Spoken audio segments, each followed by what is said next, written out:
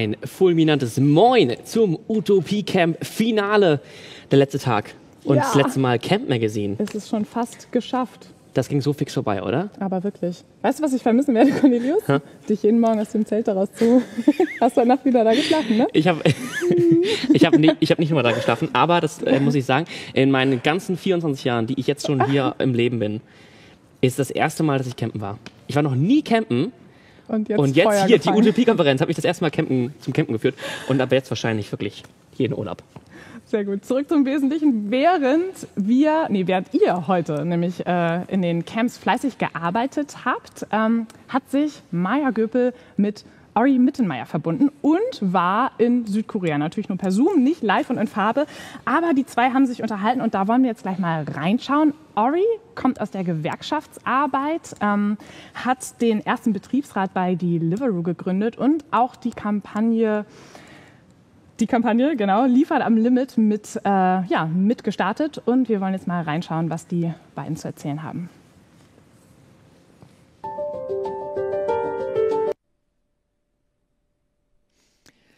Ich finde es ganz großartig, dass wir jetzt zum Schluss nochmal den Horizont richtig weiten und uns nach Südkorea schalten, wo Ori jetzt in einer ganz anderen Zeitzone sitzt und mit uns nochmal ein Stück weit seine Geschichte teilt, wie er eigentlich in eine dann langsam dystopisch anheimelnde, wenn ich das vielleicht so beschreiben darf, Welt gerutscht ist, voller Versprechen und dann sich überlegt hat, nee, das müsste anders gehen. Magst du einfach mal kurz berichten, wie du bei der Plattformökonomie gelandet bist und was dich dann inspiriert hat, die Dinge ganz anders zu machen?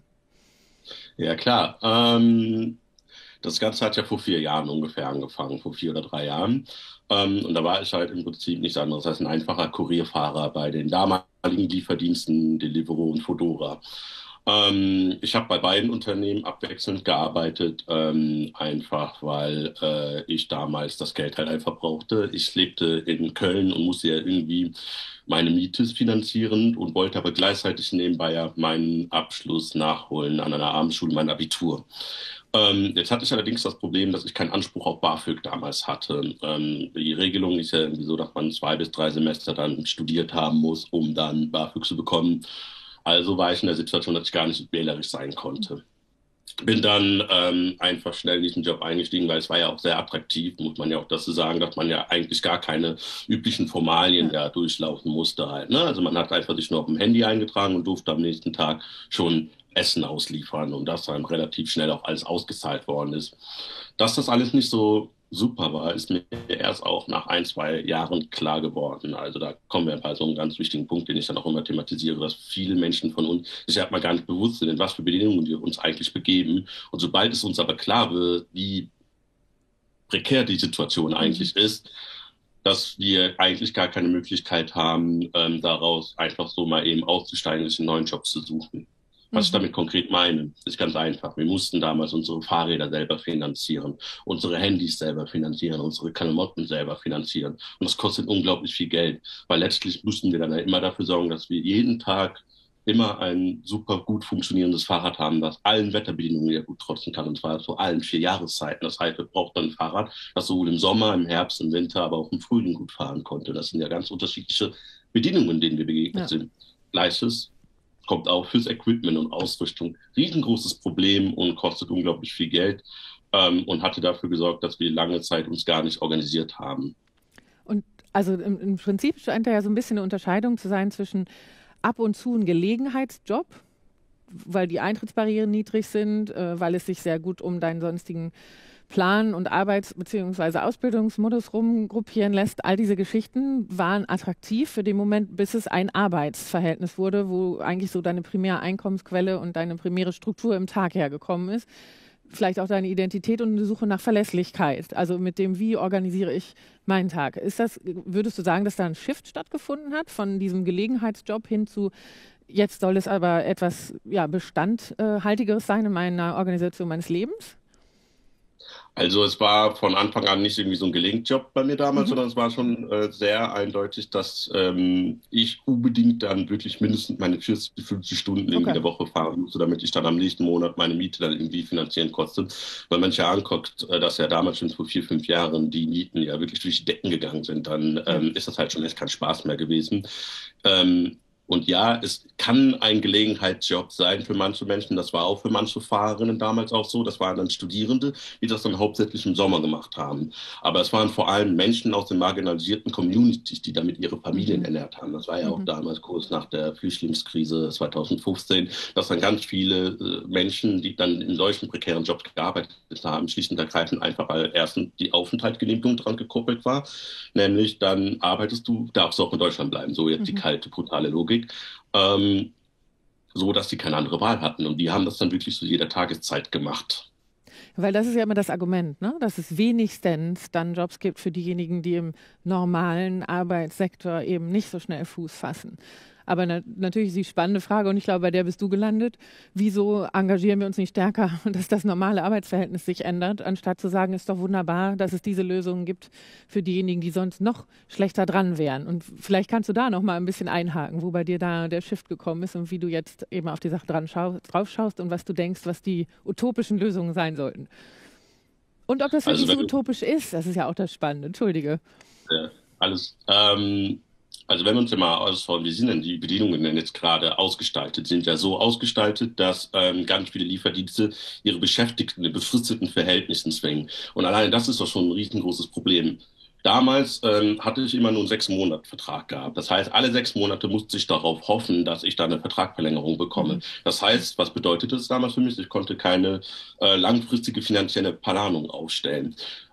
Es stellte sich immer bei mir die Frage dann, oh Gott, werde ich denn in 6 Monaten verlängert oder nicht? Was würde das denn für mich bedeuten? Ich kann dann mein Abitur vielleicht nicht fortsetzen. Man müsste es auch einfach auf Pause setzen, bevor ich dann überhaupt die Möglichkeit habe, mich fortzubilden, weiter zu qualifizieren und aufsteigen zu können in dieser Gesellschaft. Das wäre dann eine unglaubliche Barriere gewesen. Und das kann man aber auch genauso gut auf Menschen, die aus der marginalisierten Community sind, übertragen. Es gibt unglaublich viele Menschen, das kriegt ja nicht nur im Lieferdienst so, das sind ja in ganz vielen anderen Branchen, so Reinigungskräfte, die so viele wichtige, systemrelevante, aber auch unsichtbare Arbeit halt machen und in so miesen, prekären Bedingungen sind, dass man ja ernsthaft sagen muss, nein, das muss sich halt ändern. Und dann denen dann den zum Vorwurf zu machen, dass sie überhaupt in den Job sind, finde ich dann immer besonders eine perverse Logik, weil letztlich zwingen wir sie doch, diese Job zu machen.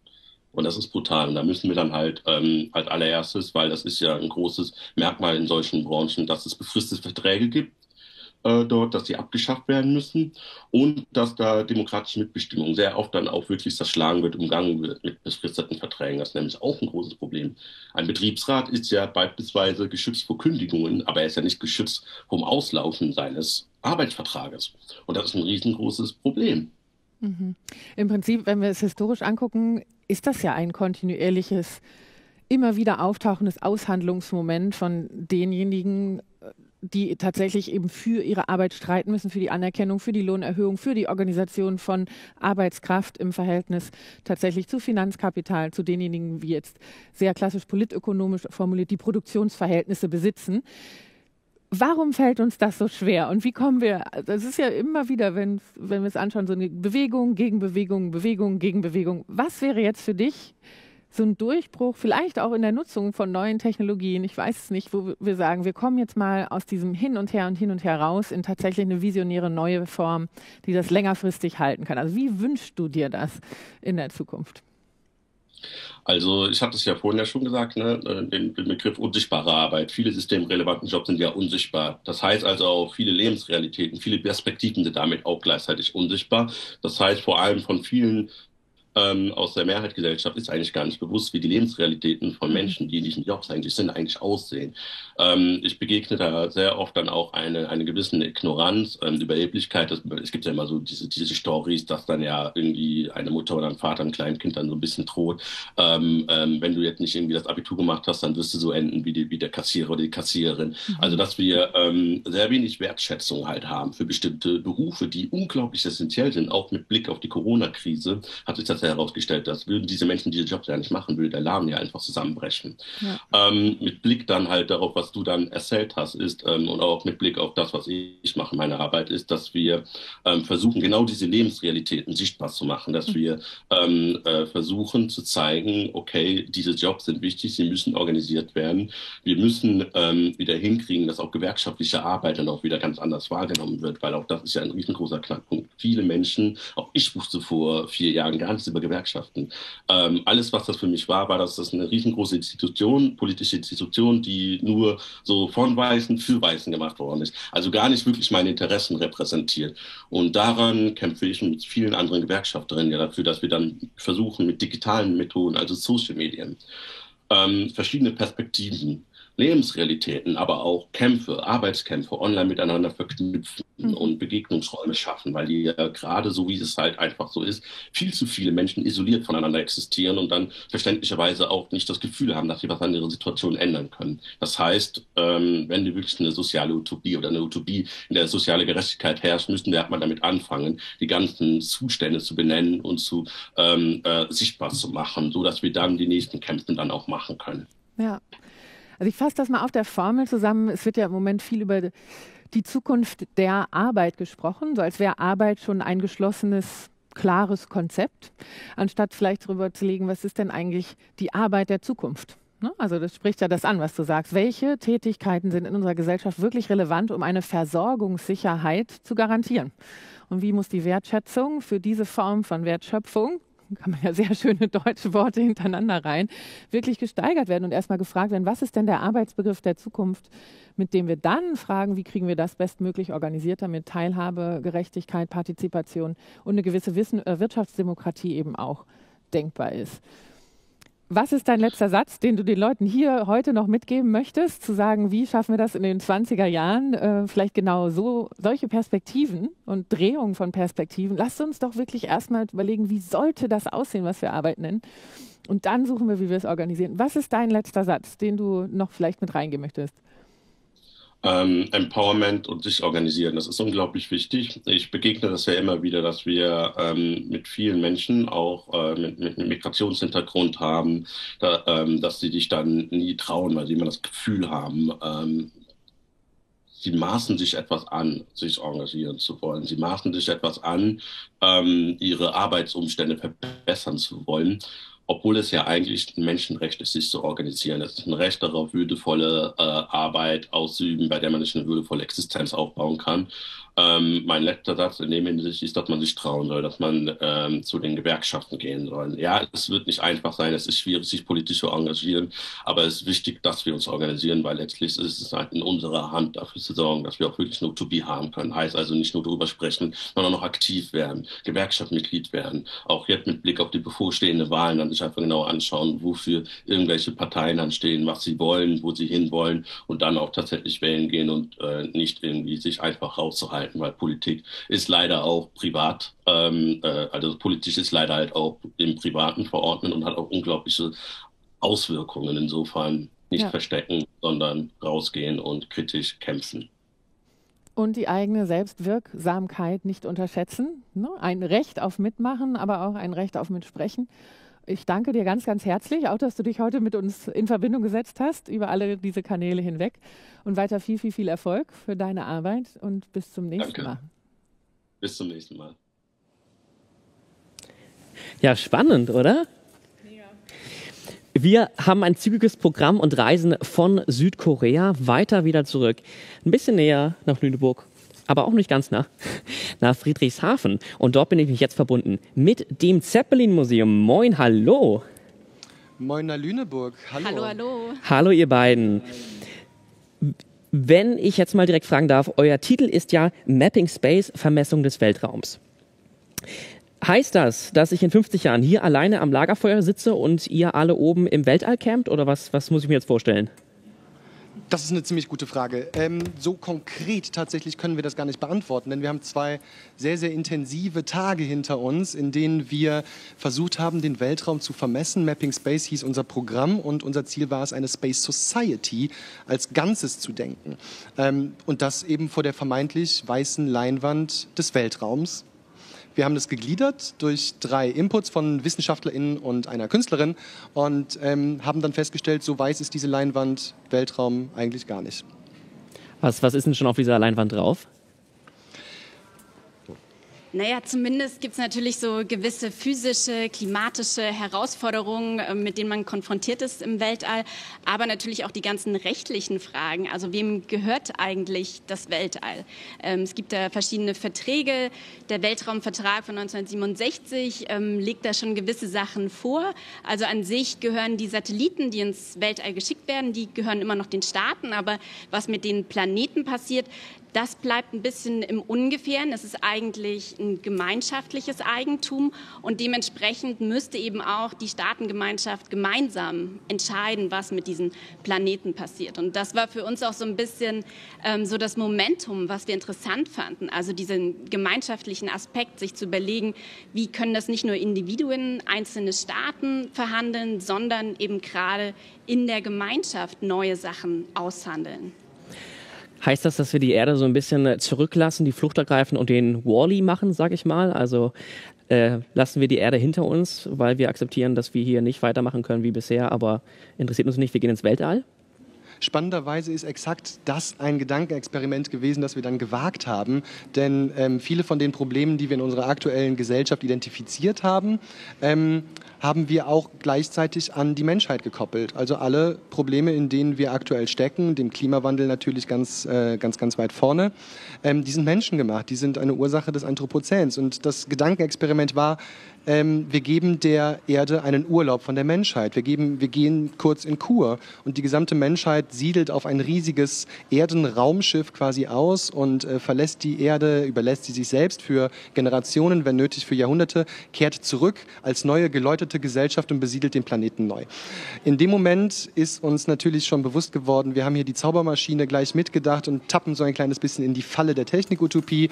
Andererseits gibt es so viele dystopische Elemente, die in der Entscheidung für dieses Raumschiff teil hätten, dass wir aus unserer Utopie fast zwangsläufig immer in die Dystopie abgerutscht sind. Das hätte ich jetzt auch gerade gedacht. Ihr balanciert da wirklich gerade bei euren beiden Tagen wahrscheinlich jetzt ganz stark immer wieder zwischen Dystopie und Utopie. Bedingt da das eine das andere? Ja, es war verdammt spannend. Also gerade natürlich auch die Frage, gibt es dann Zwang, müssen alle mit auf dieses Raumschiff, weil es macht natürlich wenig Sinn, wenn die Hälfte sich auf das Raumschiff bewegt, die andere Hälfte bleibt da.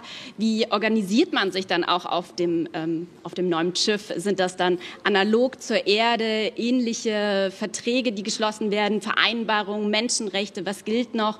Müssen vielleicht neue Vereinbarungen geschlossen werden, weil es natürlich auch so eine Ausnahmesituation ist. Man ist auf diesem Raumschiff und kommt quasi nicht mehr raus. Also deswegen war Utopie und Dystopie eigentlich ganz nah beieinander. Und das Spannende, glaube ich, war für uns, wir schauen auf den Weltraum, in den Weltraum und werden zugleich eigentlich auf uns selbst zurückgeworfen und müssen uns wieder damit auseinandersetzen, was sind eigentlich unsere gesellschaftlichen Modi und wie müssen wir eigentlich sinnvolle Vereinbarungen treffen.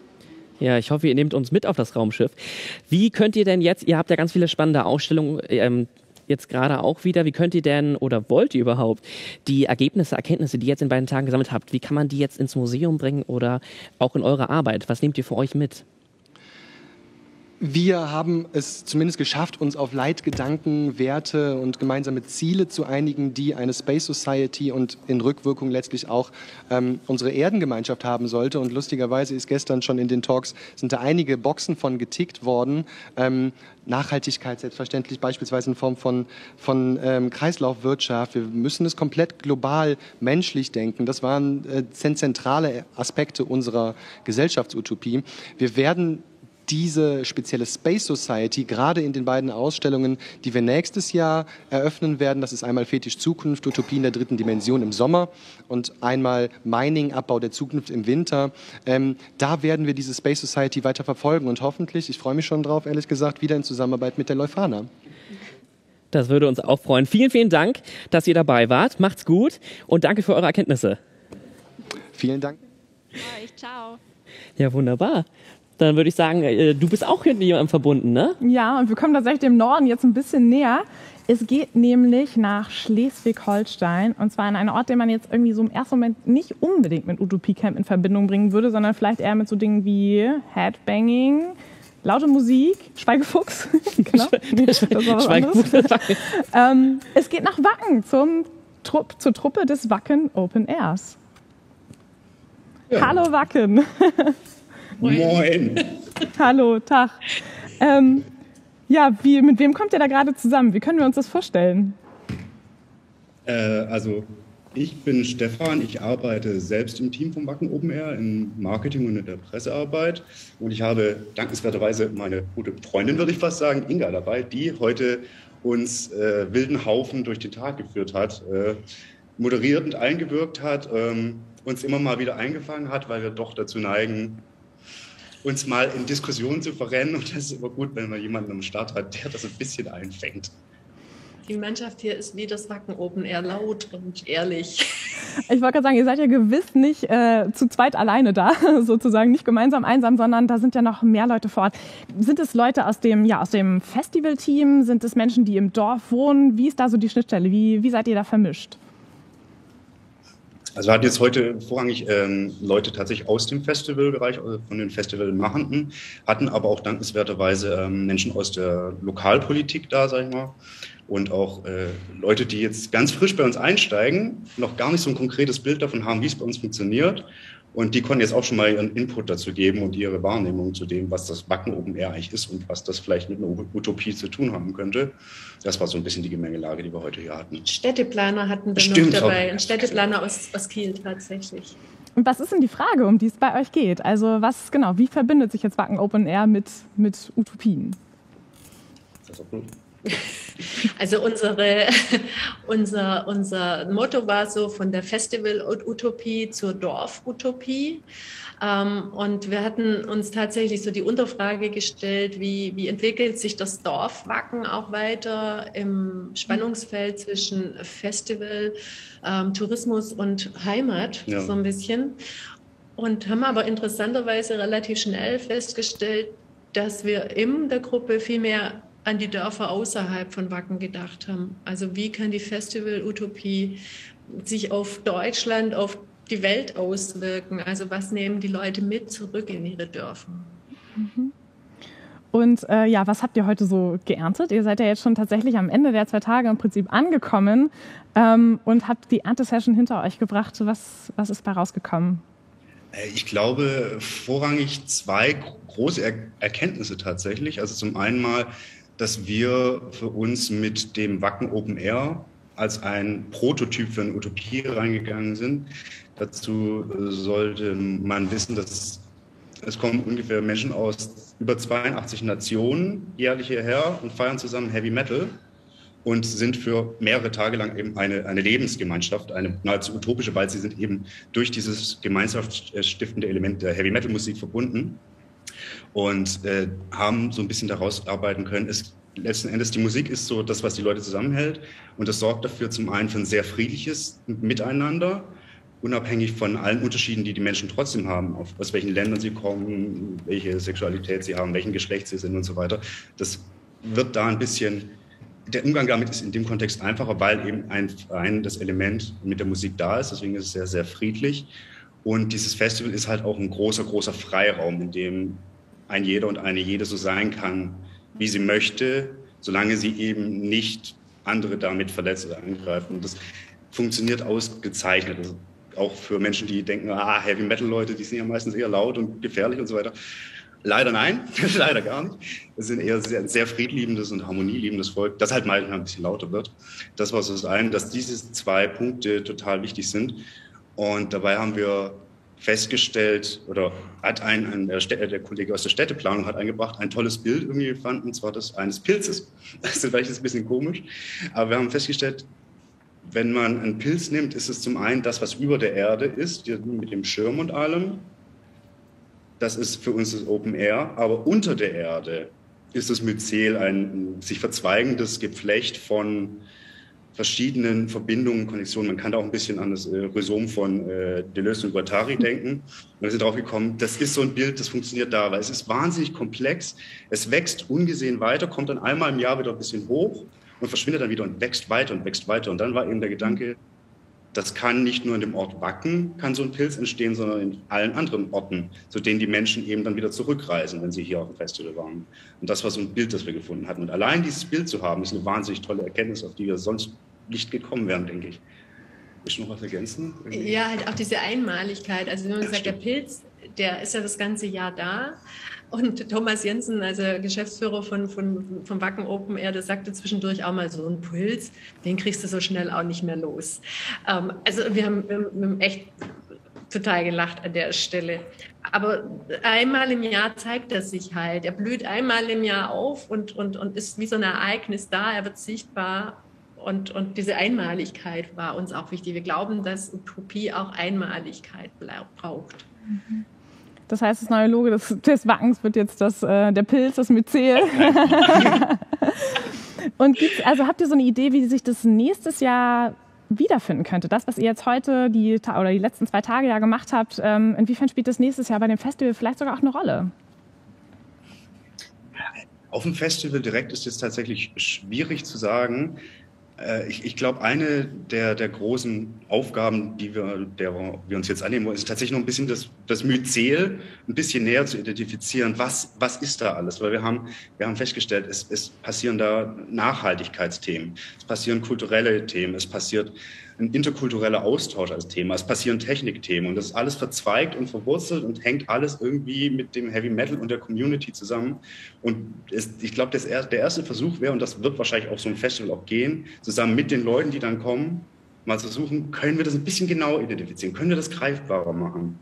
Weil für uns selber war es jetzt heute nach diesem Tag auch noch nicht ganz zu fassen, weil es eben ein dreidimensionales Geflecht ist, das total verwoben ist und alles. Und es gibt ja auch schon Netzwerke außerhalb von Wacken, also die weiterleben unterjährig. Also es gibt Facebook-Gruppen, es gibt die Full Metal Army, die als Fanclub ja im Prinzip, oder ist ein Fanclub ja so für Wacken fungiert. Es gibt tatsächlich Leute, die untereinander kleine Netzwerke haben. Also Leute treffen sich hier ja auch als Gruppen. Ja? Also es gibt Leute, die planen das wie ein Urlaub und kommen einmal im Jahr auch zusammen. Die sehen sich das ganze Jahr nicht, sind teilweise aus unterschiedlichsten Teilen Deutschlands.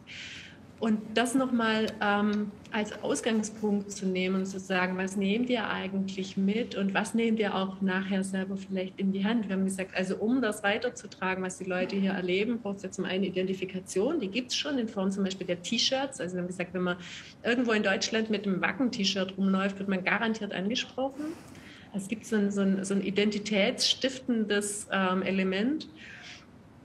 Und ja, aber die Frage ist, was nehmt ihr davon mit? Also was tragt ihr mit? Und wir haben gesagt, ein Stück weit vielleicht diese Hoffnung, also dieses Erleben des Friedlichen. Es gibt Leute, die sagen, Wacken ist friedlicher als Kirchentag.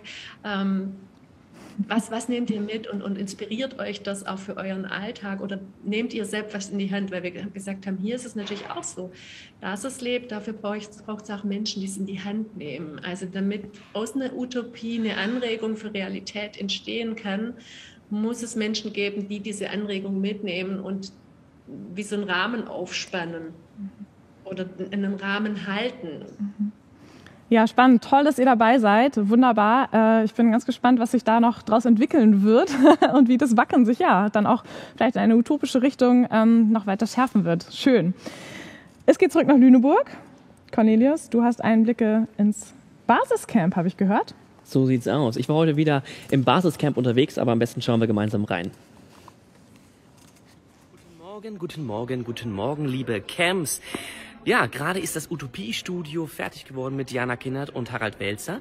Und heute ist auch schon der 2. und damit letzte Tag der Utopie-Konferenz. Aber wie heißt es so schön? Alle guten Dinge sind 2.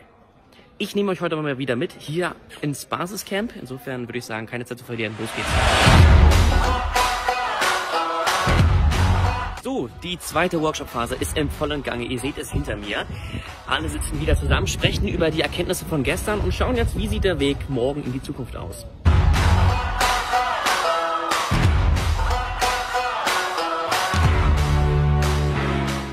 Ich habe gerade ein Geheimversteck entdeckt, hier am Ende auf der anderen Seite des Basiscamps.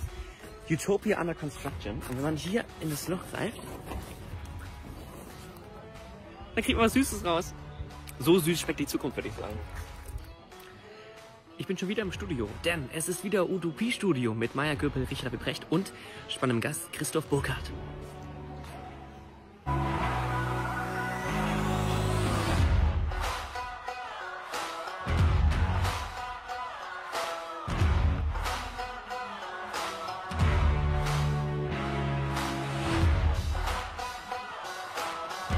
Kurze Pause, kurz was essen und dann geht's in den Austausch mit den Utopie-Camps.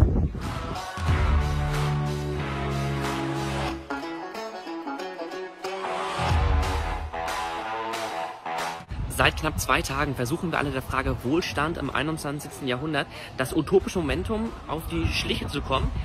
Wir können es uns doch so einfach machen. Wir haben doch einen Infostand. Ich frage einfach mal nach.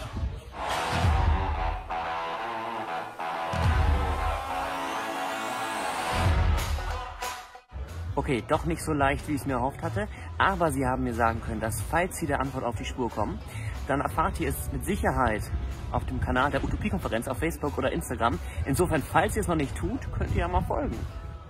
Hinter mir stehen jetzt übrigens ein paar der ganzen Utopie-HelferInnen, die hier dafür sorgen, dass das Basiscamp natürlich steht, aber auch, dass mit euren Camps alles in Ordnung ist. So, Endspurt. Die Ergebnisse werden hier noch grafisch festgehalten für die Abschlussveranstaltung und Abschlussdebatte ist auch schon alles aufgebaut. Und ich muss jetzt zurück ins Studio, denn gleich beginnt das Camp Magazine.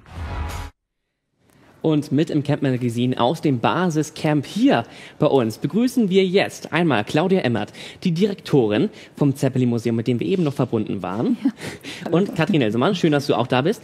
Katrin Elsemann ist Entwicklungsökonomin und du leitest das Social Entrepreneurship Netzwerk Deutschland, kurz CENT. Richtig. Wunderbar. Ja, die Konferenz, das Basiscamp nähert sich ja dem Ende. Draußen klingt alles noch so ein bisschen aus. Wie war es für euch? Sehr spannend. Wer möchte anfangen? Es war unglaublich spannend und der viele Input, den wir bekommen haben, dass wir auch zugeschaltet waren ja, zu den Camps draußen in der Republik. Also die ganze Dynamik, die da auch entstanden ist, glaube ich, jetzt im Laufe dieser 2 Tage, das war schon sehr beeindruckend. Mit wem hast du gesprochen? Ich habe mit Altdorf gesprochen, mit Bremen und mit Berlin, mit Camps. Also das war sehr toll und gerade auch in Altdorf ist es so, dass man beschlossen hat, eine Anregung von Harald Welzer gleich aufzunehmen und zu sagen, wir teilen uns ab sofort die Autos und wir schauen mal, dass wir unsere Stadt vom Verkehr befreien, also 15.000 Einwohner und wollen diese Flächen, die wir jetzt für die Autos reserviert haben, in Grünflächen umwandeln. Das finde ich doch wirklich schon mal einen tollen Impuls. Ja, sehr gut. Finde ich auch, sehr toll. Ja, wie war es für dich? Super. Also ich meine, nach 1,5 Jahren hat man ja irgendwie danach gelächzt, irgendwie auch mal wieder physisch zusammenzukommen. Und es ist tatsächlich ein großer Unterschied, ob wir gemeinsam in einem Raum diskutieren können, Ideen spinnen können. Und das hat super geklappt. Und trotzdem auch der digitale Reality-Check dann über die Camps, die dann einfach konkret vor Ort an Projekten und Herausforderungen arbeiten. Und diese Impulse dann wieder reinzunehmen in die großen Fragen, die wir hier teilweise in den Workshops diskutiert haben, das war super spannend. Ja, ja, vielleicht kannst du mal kurz sehen, was waren da so für Highlights für dich? Mit wem hast du gesprochen? Was hat dich bewegt? Also, genau, ich hatte einmal eine Gruppe aus, das hoffe ich, dass ich richtig sage, Solotouren oder so, also aus der Schweiz. Und eine Gruppe aus Münster und die haben sich über Coworking und gemeinsames Arbeiten unterhalten und natürlich auch, wie man sowas in den Kollektiven auch verstetigen kann. Ich glaube, es ist immer sehr herausfordernd, da die Entscheidungsprozesse, die man irgendwie finden muss, um das wirklich auch eine nachhaltige Geschichte zu machen, wenn man gemeinsam solche Projekte angeht. Und da haben sich natürlich Fragen gestellt und auch andere Gruppen, wie man dann auch die systemischen Rahmenbedingungen dann ändern kann, wo man die Politik einbinden kann. Das finde ich natürlich immer aus meiner Perspektive besonders wichtig, dass wir schauen, okay, wie können wir denn auch Politikerinnen und Politiker von unseren Ideen und Projekten überzeugen und schauen, dass die Rahmenbedingungen sich verändern, damit das nachhaltig auch Wirkung hat. Wir haben ja eben schon einmal zu euch ins Museum geschaltet und ein wenig ins All geschaut. Was würdest du sagen, Claudia, wie real sind Weltraumutopien? Ich fürchte schon sehr real. Und ich meine, was wir ja gerade sehen können, ist, dass Privatunternehmen auch Interesse haben am Weltall und sich da zunehmend ausbreiten. Es gibt jetzt zum Beispiel in Colorado schon einen Studiengang zur Nutzung von Weltraumressourcen. Man weiß, dass es sehr viel seltene Erden auf dem Mond gibt und Helium-3, was es hier ganz wenig gibt, gibt es dort in Hülle und Fülle. Asteroiden werden bezeichnet als fliegende Rohstofflager. Also ja, man muss sich fragen, warum Elon Musk und seine Kollegen ins Weltall wollen. Und ich glaube, es geht nicht nur um den Tourismus. Was ist denn so die Faszination daran? Also ich finde das ja irgendwie schon spannend. Das sind ja wirklich ganz andere Formen der Utopien nochmal. Ne? Also wir haben jetzt gerade mit Wacken gesprochen. Das ist irgendwie was sehr Konkretes, was sehr Reales, was hier so vor Ort passiert. Und trotzdem hat so dieses ins Weltraum, in den Weltraum, ins All gehen, das hat irgendwie ja auch eine Faszination. Ne? Worin liegt die? Was meinst du? Na, ich glaube, dass es die Möglichkeit gibt, auch nochmal für einen kompletten Neustart. Also wir könnten uns ja auch überlegen, ja, wie würde denn eine Gesellschaft aussehen, wenn wir auf einem blanken Planeten sind? Ne? Also wir haben jetzt gesehen, so leicht ist es eben nicht, Leben im All zu finden oder nochmal eine Situation, die der Erde ähnlich ist. Aber wir könnten überlegen, was wäre denn, wenn wir so eine zu interplanetaren oder multiplanetaren Wesen werden würden. Was müssten wir erbauen auf dem Mars beispielsweise und wie müssten wir mit Ressourcen umgehen? Also es dürfte nichts verloren gehen. Ne? Also insofern, wir müssten alle zusammenhalten, weil draußen ist es sehr feindlich. Es wird, glaube ich, noch mal sehr viel konkreter dann, über diese Dinge nachzudenken, wenn wir das auf einen blanken Planeten projizieren. Und wenn das jetzt losgeht, Katrin, was würdest du sagen, wie lässt sich Social Entrepreneurship, was ja schon in der Praxis zu finden ist, ganz, ganz stark, wie lässt sich das jetzt so inkludieren, dass wir viel, viel mehr daran denken, dass nicht das erste Ziel von einem Unternehmen vielleicht der Profit ist, sondern eben ein anderes Ziel? Und ich finde, da kann man eigentlich ganz gut anschließen, was die Möglichkeiten sind, wenn man an ein neues Leben, an einen Neustart denken würde im Weltall. Also die Gesetze, die wir uns gemacht haben, wie angeblich Unternehmen und Wirtschaft funktionieren, das haben wir ja selber uns ausgedacht irgendwann mal. Und das können wir auch wieder ändern. Und Sozialunternehmen zeigen eigentlich jeden Tag, wie Utopien real werden können. Ne? Also dass eben Gemeinwohlorientierung und Gewinne erwirtschaften für die Gemeinwohl sich nicht ausschließen. Oder dass auch demokratisches Management, Demokratie und Transparenz und Partizipation in Unternehmen funktionieren können. Und das finde ich halt wirklich wichtig, dass wir zeigen können, das sind alles angeblich Utopien. Wenn ich darüber spreche mit Freunden und Bekannten, die nicht aus dieser Blase kommen, dann sagen, ja, das kann ja nicht sein, das kann ja nicht funktionieren. Und die zeigen einfach jeden Tag, doch, es funktioniert.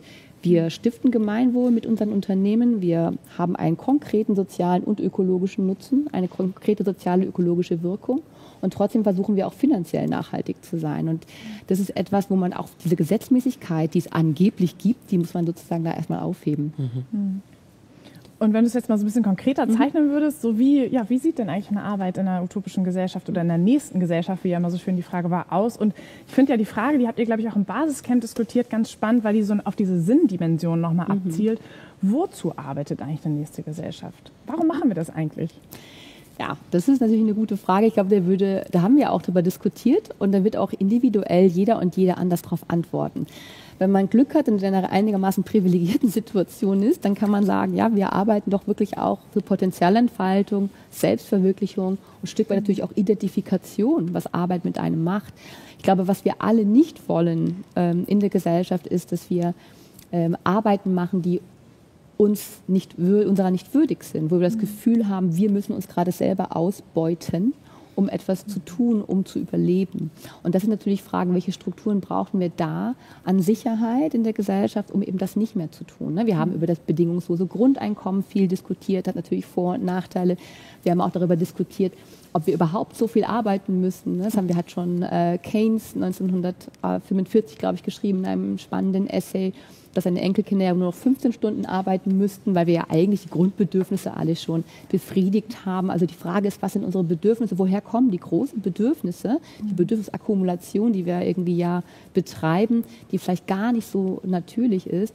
Und die Frage sich stellt wieder genau, was ist uns eigentlich wichtig? Fürsorge, Gemeinschaftssinn. Und wie können wir das auch wieder ein Stück weit mehr wertschätzen? Und an diesen Fragen müssen wir uns messen und daran sollten wir weiter arbeiten. Und was im Sozialunternehmertum oder im Social Entrepreneurship-Bereich sich halt zeigt, dass natürlich eine ganz starke Sinnorientierung da ist. Ja, also dass dort die Menschen erkannt haben, okay, ich kann hier eine Veränderung schaffen. Das ist natürlich auch mal sehr, sehr schön für einen selbst zu sehen. Ich bin selbstwirksam, ich kann hier eine konkrete Verbesserung schaffen. Auf der anderen Seite wissen wir auch, systemische Strukturen zu verändern ist sehr, sehr anstrengend. Und da kann man natürlich auch schon mal die Gefahr laufen, dass man sich verrennt oder in den Burnout gerät, weil man auch dort der Sinn sozusagen einen fast nicht loslässt. Da muss man natürlich auch aufpassen und die Balance finden. Aber seid ihr da so in deinem Arbeitsumfeld irgendwie dran, auch an diesen systemischen, an diesen strukturellen Veränderungen? Oder ist es, Ja, das ist total wichtig. Also es ist sehr, sehr wichtig, dass wir immer schauen, okay, ich sehe hier ein Problem im Kleinen. Es gibt zu viele Autoparkplätze und zu wenig Fahrradparkplätze. Sage ich einfach, okay, dann kann ich sagen, nun gut, ich versuche jetzt selber individuell dafür zu sorgen, dass wir diesen kleinen Stück Fläche jetzt zu Fahrradparkplätzen umwandeln. Ich kann aktivistisch vorgehen. Ich kann dafür sorgen, dass meine Nachbarn ihr Auto verkaufen, wenn ich sie überzeuge. Das wäre sehr individuell. Aber was ist das System dahinter? Warum haben wir in der Stadt so viele Parkplätze? Und letztendlich kommen wir dann nicht umhin, auch politisch zu denken, und eben mit der Politik in Kontakt zu treten und sagen, es gibt auch andere Möglichkeiten, Raum zu nutzen und den für die Gesellschaft einen Wert zu geben und das nicht nur über Parkplätze. Jetzt ein kleines Beispiel natürlich nur. Ja. Aber Raumnutzung, das ist schon ein ganz, ganz spannendes Wort, wenn ich das an Claudia mal weitergeben darf. Wir hatten uns im Vorhinein vor der Sendung auch kurz unterhalten, dass ihr jetzt eine spannende Veranstaltung oder Ausstellung plant, in der ihr den White Cube, also diesen klassischen weißen Raum im Museum, klimaneutral, also weiß, alles wirkt nur für sich, das umändert in einen Raum, einen gesellschaftlichen, gelebten Raum. Kannst du uns da noch was zu erzählen?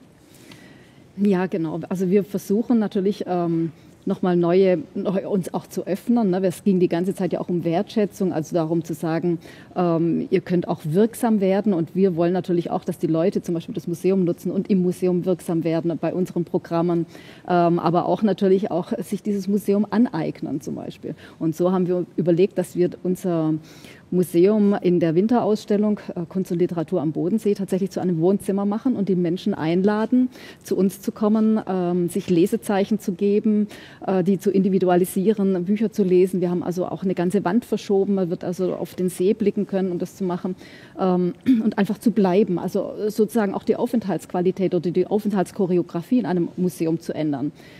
Und da bietet natürlich die jetzige Zeit ganz gute Chancen dafür. Wir haben sehr viel Homeoffice gehabt, was natürlich die Qualität des Zuhauses oder die Abgrenzung von Zuhause und Arbeitsplatz, also First Place und Second Place, nochmal eben deutlich verändert. Und da können Museen als Third Places was ganz gut anbieten. Und es wird natürlich auch dadurch ein demokratischer Ort.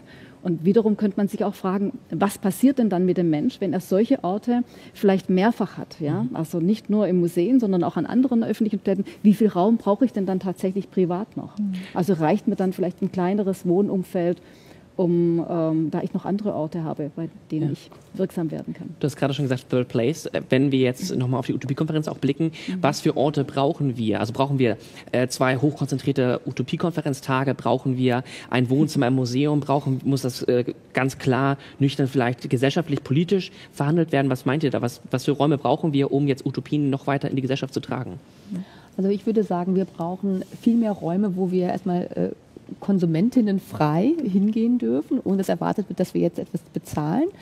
Und wir brauchen Räume, wo wir uns begegnen können und kreative Ideen spinnen können. Und zwar, momentan ist es ja meistens so, wenn Innovationen entstehen oder Kreativität entsteht, wir brauchen, damit es gute Innovationen werden, brauchen wir die Perspektiven von unterschiedlichen Menschen aus unterschiedlichen Gesellschaftsschichten mit unterschiedlichen Hintergründen. Da sollte der Wissenschaftler, sollte mit der Kassiererin in Anführungszeichen, sollte mit den Menschen aus dem Dorf, aus der Stadt, mit unterschiedlichen Menschen zusammenkommen, um gemeinsam zu überlegen, okay, für dieses Problem brauchen wir eine Lösung. Die Perspektive auf das Problem ist so und so. Wie können wir da rangehen? Wie können wir so etwas entwickeln? Und davon gibt es noch zu wenig Räume, weil natürlich in der Verwertungslogik die Innovation meistens relativ klar in einem bestimmten Industriezweig dann vielleicht liegt und dann schaut man das relativ begrenzt an. Aber ich glaube, wenn wir Räume finden, wo wir unterschiedliche Menschen zusammenbringen können mit ihren Talenten, die gemeinsam an Innovationsprozessen arbeiten, dann schaffen wir viel mehr Utopien. Das denke ich auch, wir brauchen Foren. Ja.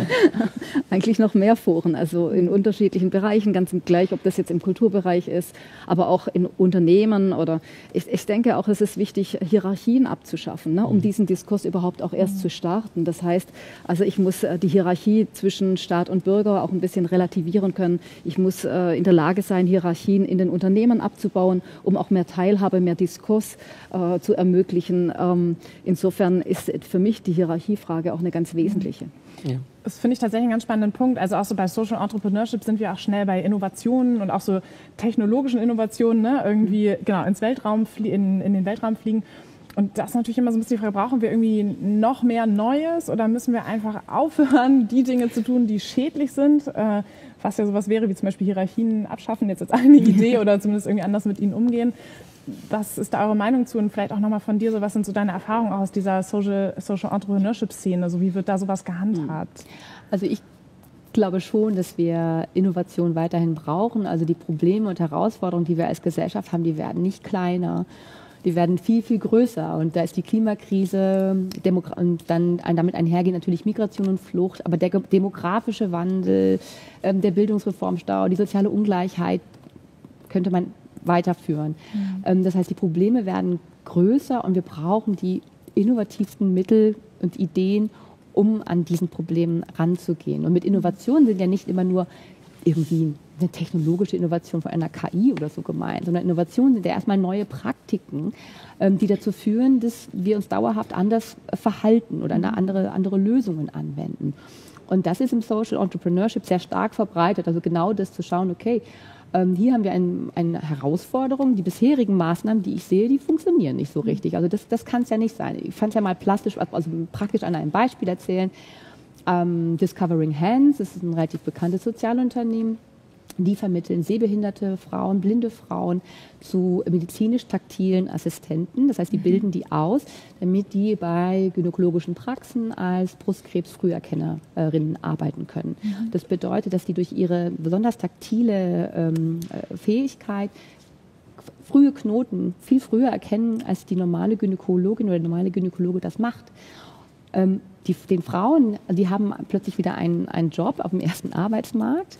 Und natürlich ist es auch aus der Gesundheitsperspektive vieler Frauen ein Riesenvorteil, wenn natürlich, also für die Gesellschaft insgesamt, wenn Brustkrebs früh erkannt wird. Das heißt, das ist eine soziale Innovation, ne, die vermeintliche Schwäche als Stärke zu nutzen von sehbehinderten Frauen. Und so gibt es ganz, ganz viele Beispiele. Und wir sind durch unseren häufig technologischen Blick auf Innovation teilweise blind dafür, solche Möglichkeiten zu nutzen. Und dafür braucht es eben dieses Out-of-the-Box-Denken von Sozialunternehmen und anderen Akteuren. Claudia, wie können denn in Museen innovativ bleiben? Weil wenn man an Museen denkt, dann hat man ja vielleicht erstmal hier Caspar David Friedrich, Kunsthalle Hamburg im Kopf. Wie bleiben in Museen innovativ? Es gibt ja gerade einen großen Diskurs tatsächlich, wie sich Museen neu aufstellen sollen. Bei ICOM gibt es einen riesen Streit, auch gerade diese Museumsdefinition von 2007, die sagt, wir müssen sammeln, bewahren, erforschen, kommunizieren und so weiter, zu erweitern und zu sagen, wir müssen Häuser werden, die gegenwärtige Themen aufgreifen, gegenwärtige Themen analysieren, aber eben auch in die Zukunft springen oder in mögliche Zukünfte. Und wir versuchen das zum Beispiel durch interdisziplinäre Ausstellungen, eigentlich am besten transdisziplinäre Ausstellungen, ganz klar. Aber wir versuchen praktisch Technik und Kunst miteinander zu verbinden. Und in unserer Ausstellung zum Beispiel Beyond States ist es uns auch sehr gut gelungen, von dem Staatsverständnis als Nationalstaat in verschiedene Zukünfte zu springen. Also was könnte denn ein Staat eigentlich in der Zukunft auch sein? Wie könnte Staatsbürgerschaft aussehen? Ja, also wir versuchen sozusagen auch klarzumachen, alles, was wir jetzt gerade haben, ist ja nicht in Beton gegossen oder sowas. Es ist nicht für die Ewigkeit, sondern wir haben in den letzten 100 Jahren, keine Ahnung, 4 verschiedene politische Systeme gehabt. Auch die Nationalstaatlichkeit ist jetzt nicht sozusagen das Endprodukt einer Entwicklung von Staaten, sondern welche Möglichkeiten gibt es noch? Und das ist eben sehr toll, dass wir dann zeitgenössische Künstler einladen können, die ganz einfach mal rausspringen aus dem Bild und die Sache nochmal aus einer anderen Perspektive beleuchten. Es ist eine große Bereicherung, dass ihr bei uns im Basiscamp seid oder wart und natürlich auch heute hier in der Show. Vielen, vielen Dank an euch beiden. Danke euch. Danke euch, ja. Und auch im Basiscamp war Lino Zedis. Und Lino Zedis war bei uns im kleinen Haus der Utopien und hat ein paar Videos aufgenommen.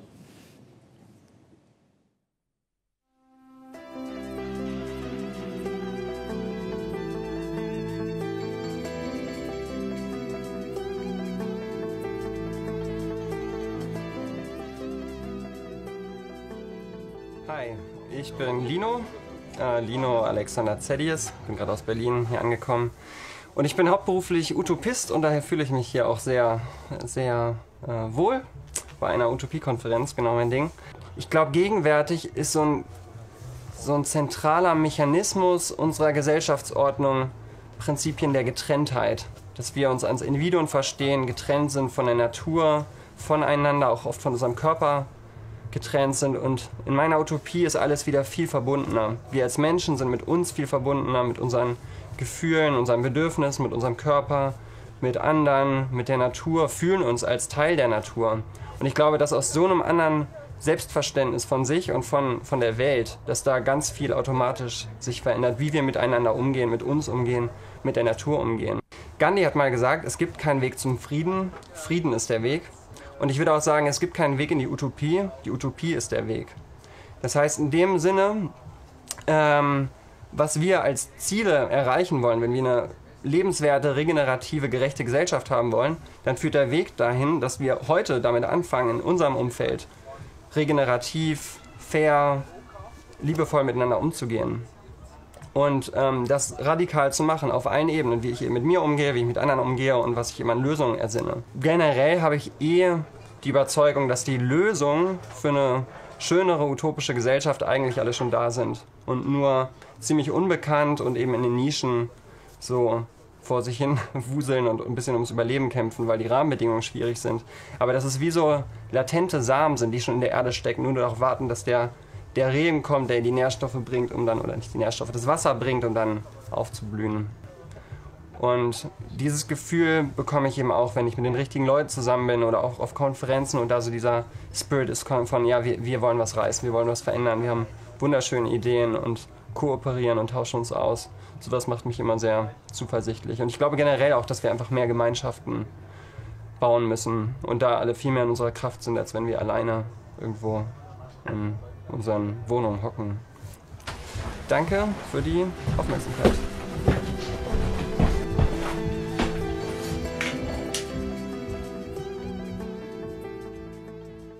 Und wir haben ein paar ganz großartige Bilder von euch jetzt mal mitgebracht, die ihr uns zugeschickt habt aus euren Camps. Und die habt ihr geteilt auf Rocket Chat und ihr habt auch schon ganz viel ins Digi Diary geschrieben. Und wir schauen uns jetzt mal 2, 3 Bilder an, die ihr uns eingeschickt habt.